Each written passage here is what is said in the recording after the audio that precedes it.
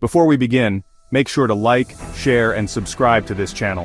Your support helps us continue telling the darkest, truest stories from history's shadows. Now, let's step into the chilling world of Richard Ramirez, the man America would come to know as the Night Stalker.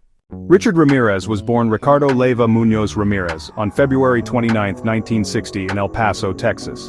His life began like any other, but from his earliest days, darkness was already circling him. His father, Julian Ramirez, was a Mexican immigrant who worked long hours on the Santa Fe Railroad. By all accounts, Julian was strict, short-tempered, and prone to violent outbursts. Richard, the youngest of 5 children, spent much of his childhood trying to avoid the wrath of his father. His mother, Mercedes, was loving but exhausted, working in a boot factory that exposed her to toxic chemicals during pregnancy, a fact some medical experts believe may have contributed to neurological issues in her children. But Richard's childhood trauma went deeper than family discipline or factory fumes. When he was just 12 years old, he began spending time with his cousin, Mike Ramirez, a Vietnam veteran. Mike was no ordinary soldier. He returned from the war deeply scarred, carrying photographs of Vietnamese women he claimed to have raped, tortured, and killed. Then in front of Richard's eyes, Mike shot and killed his own wife during an argument. That single act of violence, raw, bloody, immediate, seared itself into Richard's mind. Psychologists would later argue that this moment was pivotal.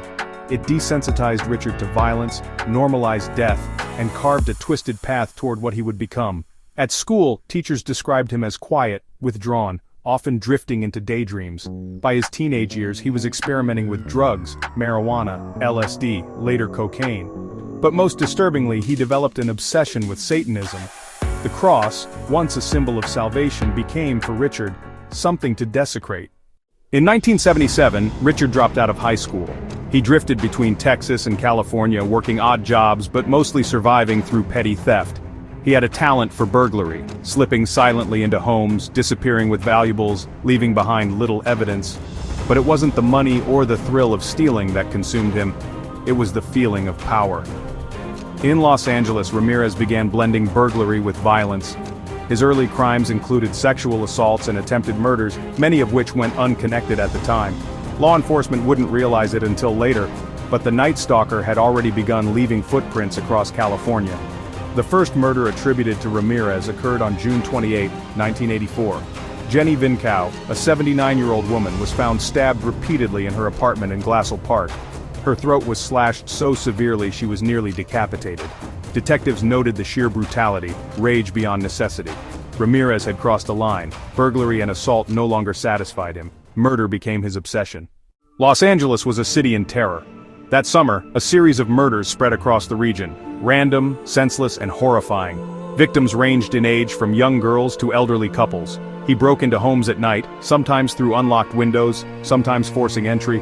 Armed with knives, handguns, or simply his bare hands, he killed with no mercy. Sometimes he shot his victims point blank in the head. Other times he stabbed them dozens of times. He raped women, assaulted children, and left behind satanic symbols, demanding his victims swear to Satan. In March 1985, he murdered Dale Okazaki and Cy Leon Yu. In May, he shot 66-year-old Bill Doy and raped his wife Lillian. In June, he attacked the Covenant family, binding the husband, raping the wife, and ransacking the home. The press dubbed him the Night Stalker. People locked their doors, nailed their windows shut, and bought guard dogs. Gun sales skyrocketed. For the first time, Los Angeles wasn't just afraid of gangs or organized crime. It was afraid of a single man stalking the night, striking without reason. Law enforcement scrambled. The Los Angeles Sheriff's Department, LAPD, and other agencies formed a task force. But Ramirez was elusive. Still, evidence was building. At several crime scenes, detectives found shoe prints, distinct prints from an Avia sneaker.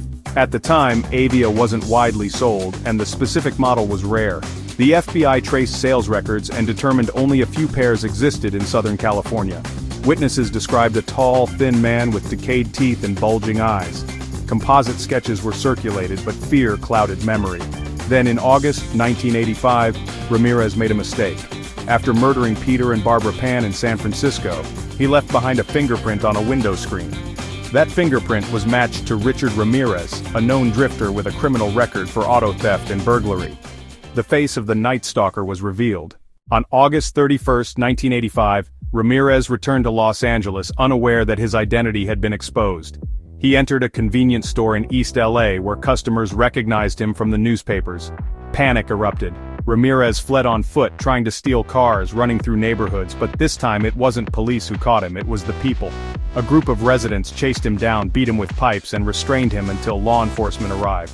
For once, the community wasn't afraid. The nightmare was over.